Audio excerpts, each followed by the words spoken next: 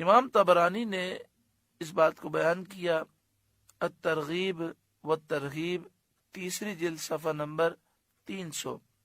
عن ابی الدرداء رضی اللہ تعالی عنہ قال، حضرت ابو الدرداء رضی اللہ تعالی عنہ سے مروی ہے، قال رجل لرسول اللہ صلی اللہ علیہ وسلم، ایک شخص نے نبی اکرم صلی اللہ علیہ وآلہ وسلم سے عرض کی، دلنی علی عمل یدخلنی الجنہ، آپ مجھے کوئی ایسا عمل بتائیں کہ جو عمل مجھے جنت میں داخل کر دے۔ قال رسول اللہ صلی اللہ علیہ وآلہ وسلم، اللہ کے رسول صلی اللہ علیہ وآلہ وسلم نے فرمایا، لا تغضب ولک الجنہ، غصہ نہ کر، تیرے لیے جنت ہے۔ یعنی اگر جنتی بننا ہے تو غصے پر کنٹرول کر۔ دیکھیں، غصہ ایک انسان کی فطرت ہے، فطری تقاضے ہوتے ہیں کہ بات بری لگ جاتی ہے، غصہ آ جاتا ہے، تو اس سے تو انسان کو کنٹرول نہیں ہے، لیکن اب اس غصے کا اظہار نہ کرے، اور اگر اس غصے کا اظہار کرے تو شریعت کے حدود میں رہ کر کرے، کسی کی دل آزاری نہ کرے، کسی کا دل نہ دکھائے، کسی کی غیبت نہ کرے، چغلی نہ کرے، کسی پہ ظلم نہ کرے، کسی پر ہاتھ نہ اٹھائے، کسی کے حقوق پامال نہ کرے، شریعت کے حدود میں رہے، اور جو اس طرح کرتا ہے وہ گناہگار نہیں ہوتا۔ جہاں تک تعلق ہے غصہ پینے کا، تو یہ بات یاد رکھیے گا کہ دین کے معاملات میں انسان میں غیرت ہونی چاہیے، اور دین کے نقصان پر اس کا دل جلنا چاہیے، اور غصہ بھی آنا چاہیے، لیکن اس غصے کا اظہار شریعت کے دائرے میں رہ کر ہونا چاہیے۔ جہاں تک دنیاوی معاملات کا تعلق ہے تو اس میں فضیلت یہ ہے کہ دنیاوی نقصان کی صورت میں انسان صبر کرے اور عفو و درگزر سے کام لے اور معاف کر دے۔ لیکن ہمارے ہاں معاملہ یہ ہے کہ ہمیں دینی معاملات میں نقصان ہو جائے تو ہم اگنور کرتے ہیں، اور دنیاوی نقصان ہو جائے تو ہم آپ پہ سے باہر ہو جاتے ہیں۔ اچھا، یہاں پر ایک وضاحت سمجھ لیں۔ بسا اوقات ایسا ہوتا ہے کہ ہم دیکھتے ہیں کہ مسجد میں جب بچے نماز کے لیے آتے ہیں، اور بچوں سے مراد یہ ہے کہ ان کی عمر اتنی ہوتی ہے کہ وہ سمجھدار ہوتے ہیں۔ ایک تو بہت چھوٹے بچے ہوتے ہیں کہ جن کو مسجد کی سمجھ نہیں ہوتی، ان کو تو مسجد میں لے کر آنا ہی منع ہے، کیونکہ وہ مسجد کے آداب کو بجا نہیں لا سکتے۔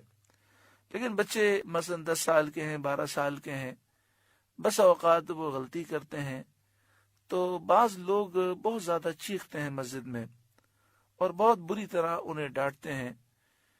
تو دیکھیں، شرعی مسئلہ یہ ہے کہ ہمیں غصہ تو کرنا چاہیے جب شریعت کے خلاف کام ہو، لیکن اصلاح کا جو طریقہ ہے وہ یہ ہے کہ کسی کو قریب بلائیں اور پیار محبت سے سمجھائیں۔ اگر وہ بچہ نہیں سمجھتا تو اس کے والد کو سمجھائیں۔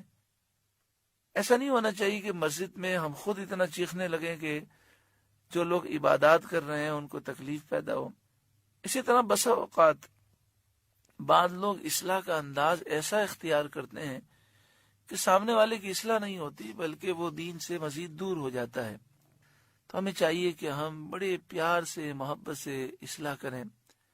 اعلی حضرت امام اہل سنت امام احمد رضا علیہ رحمہ کی خدمت میں ایک سید صاحب حاضر ہوئے۔ انہوں نے سونے کی انگوٹھی پہنی ہوئی تھی۔ اعلی حضرت امام اہل سنت اصلاح بھی کرنا چاہتے تھے اور سید زادے کا ادب بھی رکھنا چاہتے تھے۔ تو آپ نے فرمایا کہ یہ انگوٹھی اگر آپ تحفتاً مجھے دے دیں تو کتنا اچھا ہو جائے۔ سید صاحب بڑے خوش ہو گئے، اعلی حضرت سے محبت کرتے تھے، فوراً انگوٹھی اتار کر عرض کی، حضرت میں تو اپنا سب کچھ آپ پہ قربان کر دوں، یہ انگوٹھی کیا چیز ہے، حضرت یہ لیجئے، یہ میری طرف سے آپ کو تحفہ ہے۔ اعلی حضرت نے جزاک اللہ خیرہ کہہ کر شکریہ ادا کر کے وہ انگوٹھی رکھ لی۔ پھر آپ نے یہ انگوٹھی سنار کو بھیجی اور اس میں مزید سونا ملا کر عورت کا ایک زیور آپ نے تیار کرایا، اور پھر اعلی حضرت امام اہل سنت نے سید زادے کے گھر پر یہ زیور بھیج دیا اور ساتھ میں مسئلہ بھی لکھ دیا کہ سونے کی حقدار خواتین ہیں، تو یہ سید زادی کی خدمت میں یہ زیور میں نے پیش کیا ہے، آپ انہیں پہنا دیں، اور یہ بات یاد رکھیں کہ مرد کے لیے سونا حرام ہے۔ اسی طرح اعلی حضرت امام اہل سنت کی خدمت میں ایک سید زادے آئے، تو وہ انگریزی لباس میں ملبوس تھے اور چہرے پر داڑھی شریف بھی نہیں تھی۔ آپ کو تعارف کرایا گیا اور یہ بتایا گیا کہ یہ فلاں افسر ہیں، فلاں عہدے پر فائز ہیں۔ اعلی حضرت نے کوئی خاص توجہ نہ دی۔ جب یہ کہا گیا کہ یہ سید زادے ہیں تو اعلی حضرت نے انتہائی تعظیم اور توقیر کا انداز اختیار فرمایا، آپ نے ان کا ادب کیا اور انہیں خاص مقام پر اپنے ساتھ آپ نے جگہ عطا فرمائی اور بڑی تعظیم سے انہیں بٹھایا۔ آپ نے ان کی اصلاح اس انداز میں کی، آپ نے فرمایا کہ سید صاحب، آپ جس محکمے میں کام کرتے ہیں اس محکمے میں کچھ افسر بھی ہوتے ہوں گے، تو افسر جب پیغام آپ کو بھیجتے ہیں تو کیا آپ اس پیغام پر عمل کرتے ہیں؟ تو انہوں نے کہا بالکل کرتے ہیں، افسر جو ہیں ان کی بات تو ماننا ضروری ہے۔